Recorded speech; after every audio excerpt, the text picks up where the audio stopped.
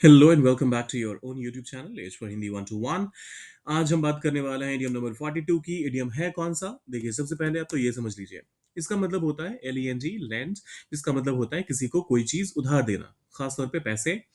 और बोरो जब आप कहते हैं तो इसका मतलब होता है किसी से कोई भी चीज उधार लेना। ध्यान दीजिएगा, बोरो मतलब उधार लेना। तो यहां पर जो मैं लैंड का मैंने इसलिए इंट्रोड्यूस कर दिया क्योंकि किसी को कुछ देने से इसका सेंस आता है। फिर आता है जो कंप्लीट इडियम है, उसको पहले देख लेते हैं। सो लेंड अ हेल्पिंग हैंड, मतलब एक, वो कहते हैं ना, हाथ बढ़ाना, सहारे का हाथ बढ़ाना। ये काफी हद तक हिंदी के उसी इडियम का इंग्लिश ट्रांसलेशन है।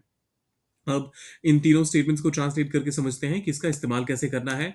जब उसे मेरी जरूरत थी, when he needed me, जब when उसे he जरूरत थी, पास्ट, सिंपल पास्ट की बात है, तो needed मेरी, me मैंने, I उसकी मदद की, I lent। अब ये ध्यान दीजिएगा, प्रेजेंट में ये lend होता है, LEND, lend, और पास्ट में जाकर ये lent हो जाता है, t।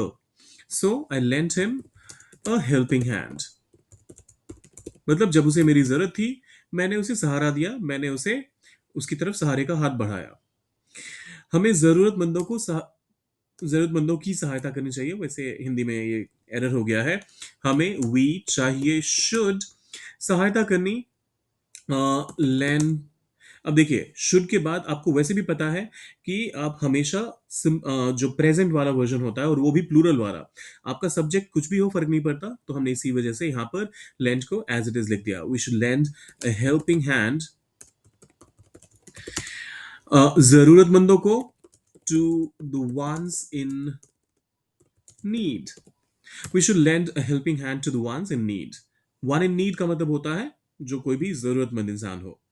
one in need जिसको कोई जरूरत हो। So we should lend a helping hand to the ones in need। जरूरतमंदों की बात हो रही है, इस वजह से ones in need। किसी को मुश्किल में देखकर उसकी मदद करना इंसानियत है।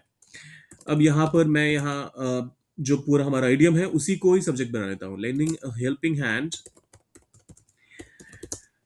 किसी को मुश्किल में देखकर, to someone in trouble।